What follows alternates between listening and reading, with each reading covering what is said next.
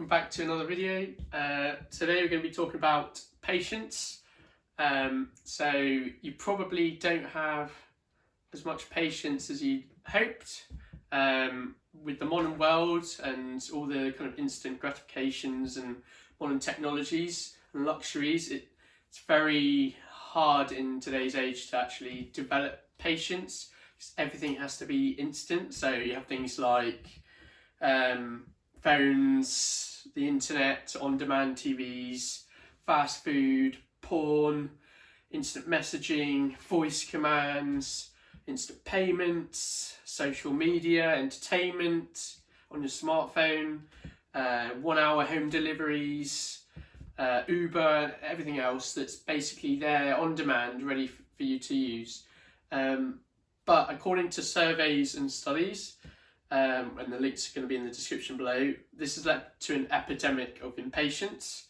So half of Brits have a want it now attitude, and almost 40% are impatient in life. 6% of Brits blame their impatience on the rise of modern technology and smartphones, and 40% were willing to spend more money to get the things they want sooner. 60% of people admit that they missed out on a lot of things because of their impatience and reluctance to play the long game. And it only takes 22 seconds for people to curse their TV or computer if the show or movie doesn't stream immediately. And only 18 seconds for people to lose their cool when searching for a pen, and 14 minutes if restaurant food hasn't arrived in time.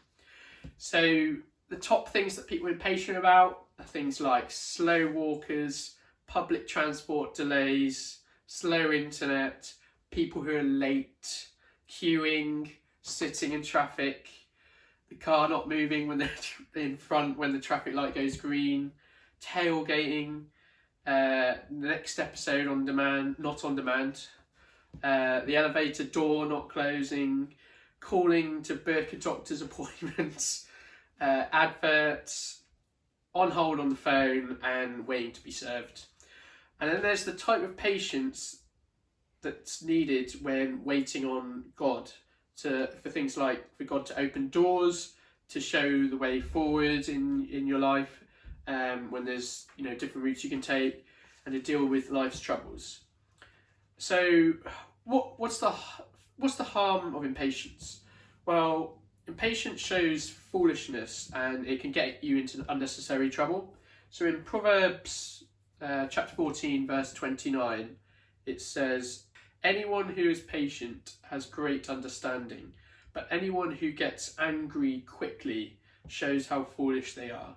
And in Proverbs 16:32, it says, "It is better to be patient than to fight.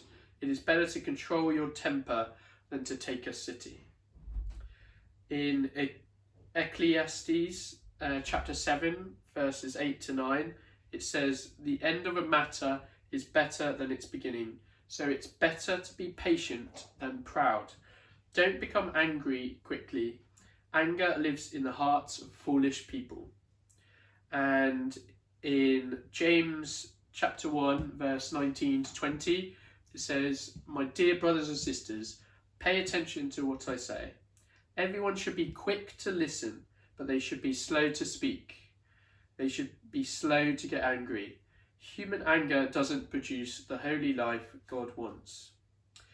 And then also impatience is linked to bad health, high stress levels, hypertension, aging, obesity, things like getting fast food because of your fast life, procrastination at work, with time-consuming tasks, alcohol abuse, violence, poor judgement, so quick, shallow choices, higher debt, poor communication, loss of friendships, or even death due to impatient driving.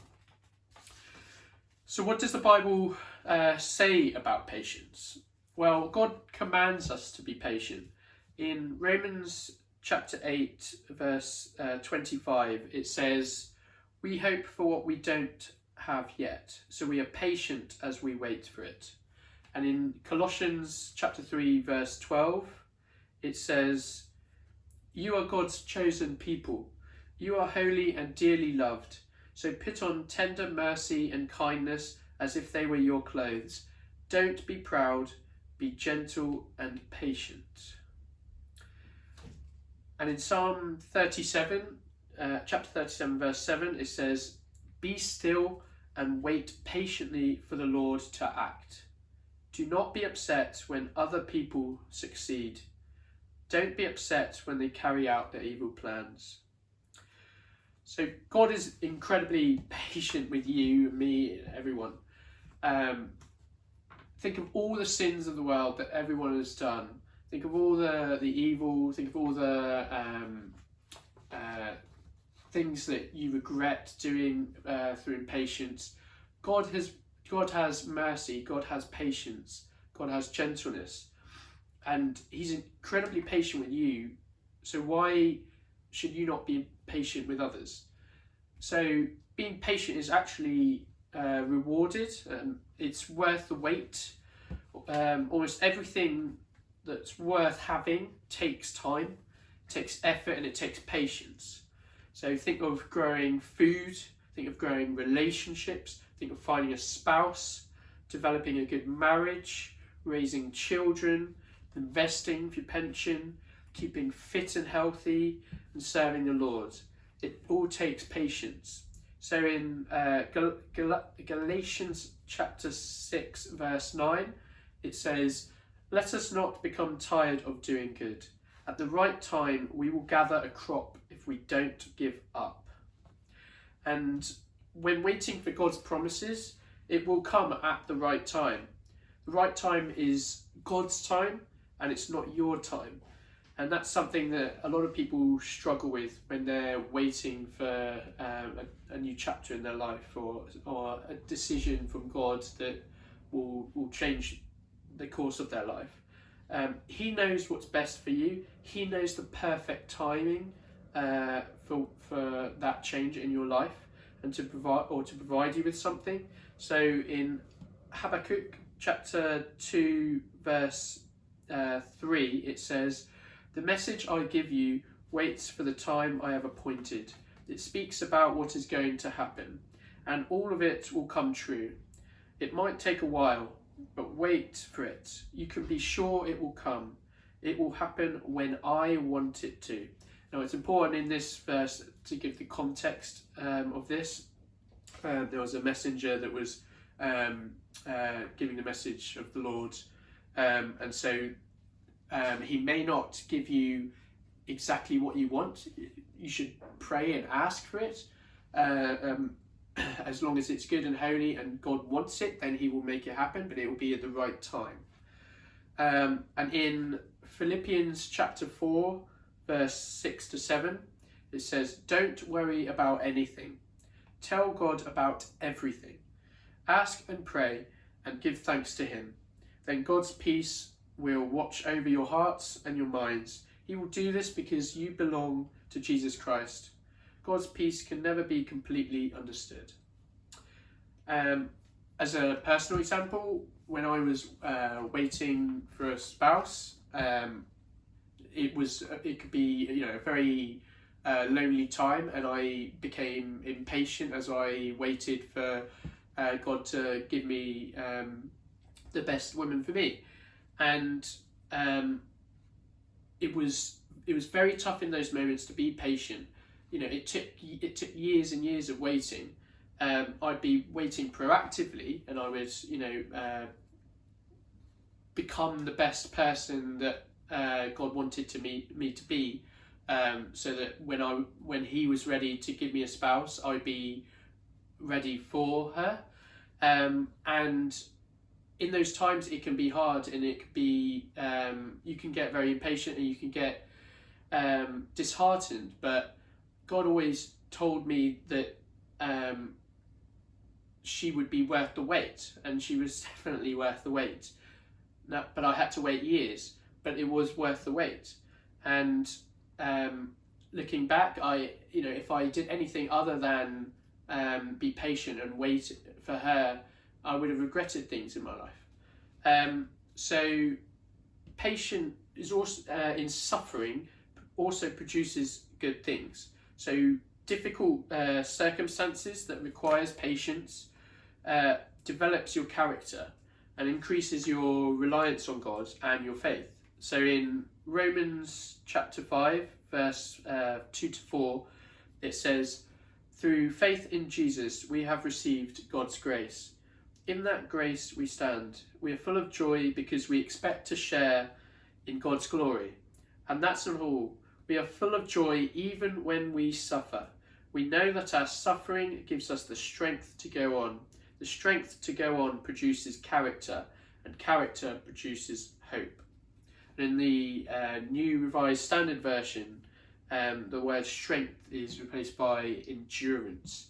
And with patience, you need that strength, you need that endurance, and ask for that from God in prayer, and that will develop you as a person.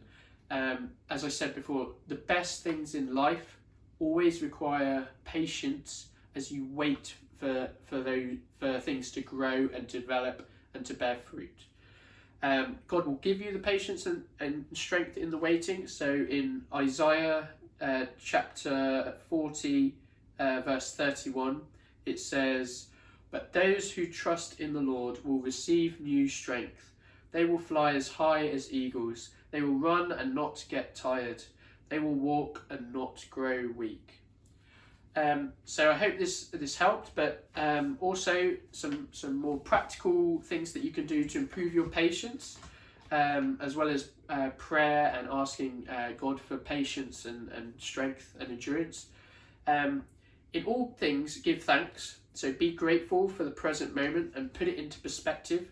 Many people would probably like to be where you are at the moment. So if you're impatient with things going on in your life, your life probably is a lot better than most of the people in the world.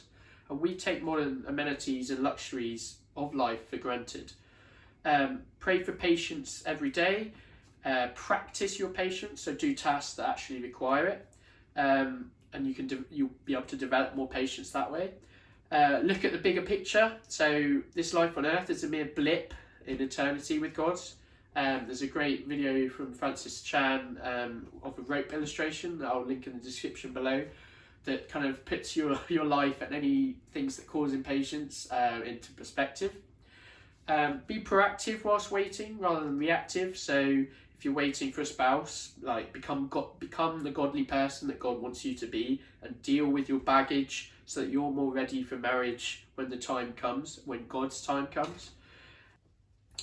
Resist temptation, so delay gratification and stick to long-term goals by practicing willpower and self-control and developing the skill. And people who have that are happier in the medium and long term. Write down goals and split them up into more manageable, smaller goals. Makes you make decisions and is more achievable, for example, financial goals. Remind yourself that actions have consequences. A lack of self-control can severely affect your career, relationships, finances, education, and health.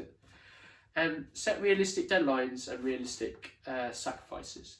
So I hope this video helps.